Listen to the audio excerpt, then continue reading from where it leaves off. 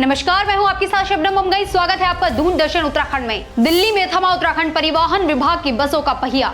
दिल्ली में लगी no entry day एक बार फिर उत्तराखंड के परिवहन विभाग की बसों के पहिए जाम कर दिए हैं। साथ ही दिल्ली का सफर कर रहे मुसाफिरों के लिए भी परेशानी खड़ी कर दी है। वहीं दूसरी ओर ये नो एंट्री सरकार के लिए भी एक बड़ी चुनौती बन गई है। क्या है पूरा मामला, देखिए हमारी इस खास रिपोर्ट में। वहीं दिल्ली की रोडवेज बस सेवा प्रभावित होने के बाद उत्तराखंड परिवहन निगम ने सभी डिपो को अलर्ट जारी कर दिया है। जो बसें दिल्ली में नहीं घुस सकते उन्हें यूपी में दिल्ली की सीमा पर रोककर सवारियों को दिल्ली भेजने के लिए दिल्ली परिवहन विभाग ने समन्वय बनाया है। वहीं दिल्ली में नो एंट्री लगने से यात्रियों को काफी समस्याओं का सामना करना पड़ रहा है।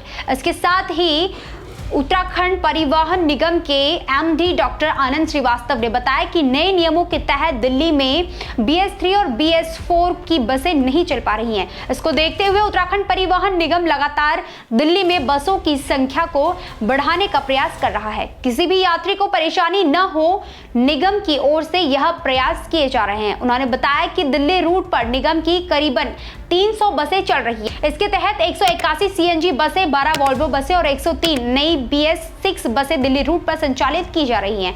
आपको बता दें कि उत्तराखंड परिवहन निगम यात्रियों की सुविधा को देखते हुए उत्तर प्रदेश से बातचीत कर रहा है। उत्तराखंड परिवहन निगम के MD डॉक्टर आनंद श्रीवास्तव ने बताया कि दिल्ली जाने वाले यात्रियों की सुविधा को देखते हुए परिवहन निगम यूपी के मोहन नगर और कौशाम्बी तक बसें संचालित करने पर विचार कर रहा है। इसके अलावा शासन को 100 नई BS6 मॉडल की बसें खरीदने का प्रस्ताव भेजा गया है। जल्द इस प्रस्ताव को हरी झंडी मिलने की उम्मीद है। ऐसे में इन बसों को भी दिल्ली रूट पर चलाने की योजना है। रैप की गाइडलाइंस थी, उनके तहत हम जो पुरानी हमारी BS3 और BS4 की बसेस थी वो नहीं चल पा रही हैं। वर्तमान में जो हमारी बसेस चल रही हैं वो तकरीबन 181 CNG बसेस अभी हमारे दिल्ली रूट पे चल रही हैं। उसके अलावा 12 वोल्वो बसेस चल रही हैं BS6 की, और हमने जो नई बसेस खरीदी थी अभी 130 जो बसें आनी थी उसमें से 103 बसेस अब तक आ चुकी हैं। दिल्ली सरकार के इस फैसले ने उत्तराखंड सरकार की बेचैनी तो बढ़ाई है, साथ ही मुसाफिरों के लिए भी परेशानियां खड़ी कर दी है। बस एक ही बस लगी हुई है, बल्कि यहाँ पे 2 दिन होनी चाहिए थी, है ही नहीं दिल्ली की।